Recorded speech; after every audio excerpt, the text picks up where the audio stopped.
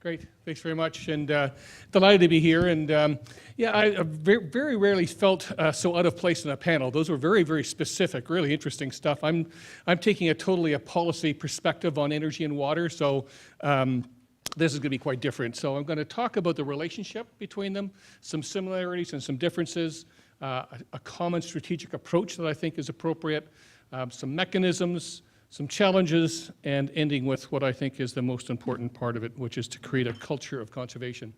So just some things we've heard, the relationship, we've heard this many times, water, energy is needed to treat, distribute, heat, cool, and treat wastewater. Water-related services consume about 40% of the natural gas and 12% of electricity in Ontario. I don't know what it is in Alberta, I imagine it's similar.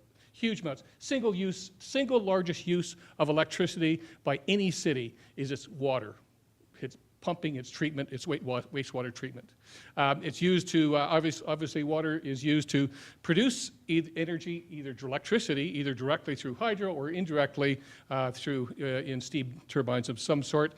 And in many provinces, I know not in Alberta, probably not as much, but in Quebec, in Manitoba, in BC, and in Ontario, most people refer to electricity as hydro. Just, that's what you call it. And we have utilities called hydro utilities, BC Hydro, Manitoba Hydro, Quebec Hydro, and a defunct organization called Ontario Hydro. So there are some similarities from a policy perspective that I think are interesting. They're both world issues, and we've seen, and we heard some early numbers earlier about the importance of it, but people are expecting now about 500 million people to be underwater stressed by 2050, and I think you all know we just passed the 400 ppm for CO2. Huge environmental issues, both of them. I think another similarity is that most Canadians would assume we've got lots of both. We got lots of oil, we got lots of gas, we got lots of electricity, we're fine. And I think there's some debates about that, but the common perception, we're good. And we are lucky. We've got more than other people, but we do have problems. The other thing is, I'm going to be talking about conservation. That's my particular focus. And it is hard to measure both the conservation of energy and the conservation of water because you're trying to compare it to something called business as usual, what would have happened. And the other thing is it requires everybody in. This is not, both energy and water, there's no one single silver bullet that's going to solve everything. There's nothing like the Montreal Protocol where a bunch of people get together 10 years ago in a hotel room not much bigger than this and basically come to grips with an international problem with ozone. That is not the case with water, and it's not the case with energy. There are some differences that are interesting, I think. The main one is visibility. Most forms of energy, especially electricity, but also natural gas and fuel oil, they're hard to see. You just don't see it. And whereas the only exception there would be gasoline. People see gasoline, you're actually you can see it go in your car. But electricity is very hard to see. Natural gas, you don't see it. Water, very visible. Turn a tap on, you see it. So that's got interesting implications, I think. They're often, they're usually produced and distributed by different organizations in different utilities, public or private, and they're often regulated by different entities. So there are some differences that make a challenge. But I think there's a common strategic approach that I would suggest, and it's built on the idea of the 3 R's hierarchy. And I was actually at Pollution Probe. My first job was at Pollution Probe, and it was part of the team that came up with the idea of the 3 R's. And those R's are in order.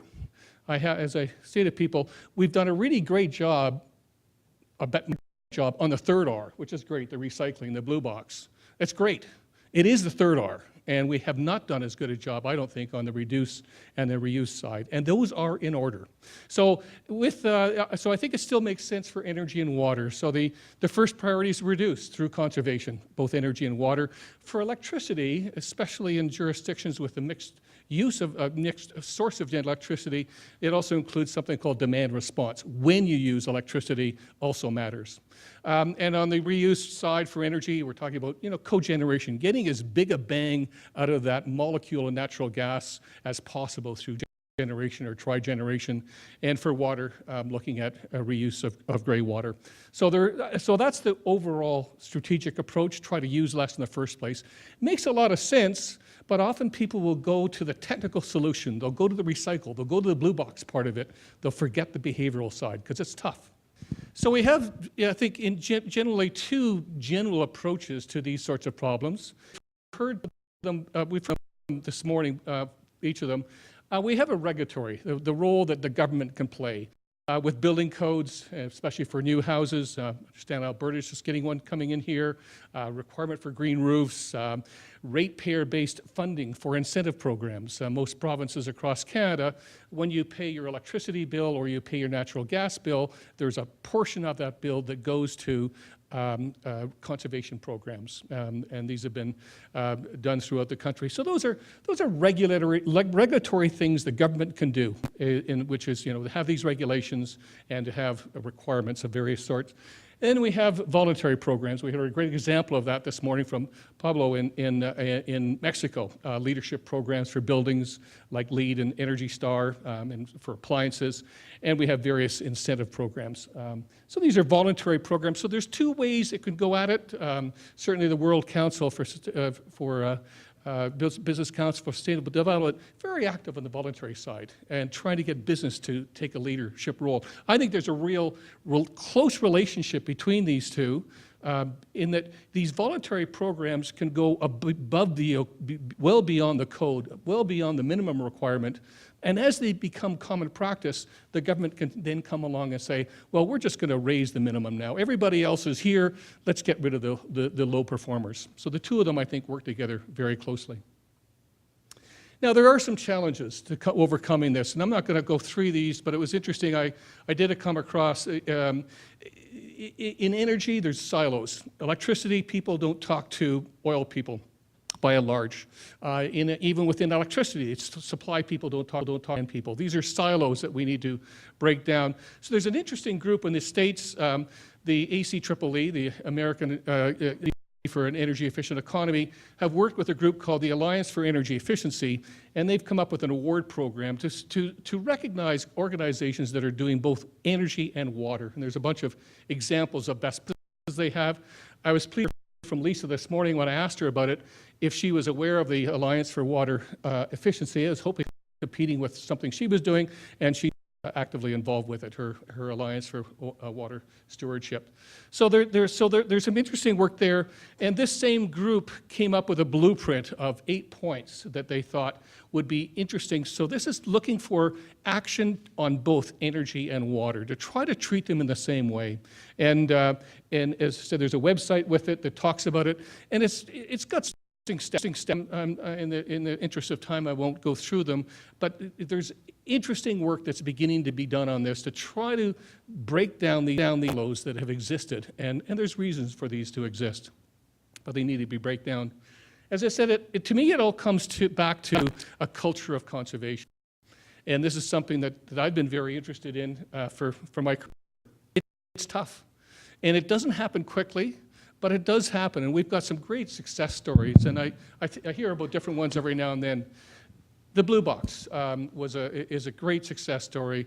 I was involved with non-smokers' rights, and certainly 20 years ago, this room would have been full of smoke. 30% of you would be smoking, and 70% would be coughing. It didn't change in 2 years, but it wasn't 20 either. It changed our attitudes. As a father of 5, proud and now a grandfather, I can see a difference in my kids' attitudes to drinking and driving between the oldest and the youngest. My 33-year-old and my 23-year-old have, it's really gotten through to younger people. It's not just my kids, it's their friends. They just don't go in a car with someone that's had a drink. So again, it wasn't 2 years, but it was probably 10 years, a really big change. Someone else gave me another example the other day, and I'm going to get a student to do some research on it, is towel recycling in hotels.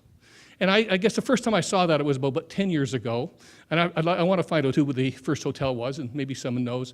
And then more and more, those of us who travel, you saw more of them. And now, I haven't been in a hotel in 2 or 3 years that hasn't got that sign saying, please hang up your towel.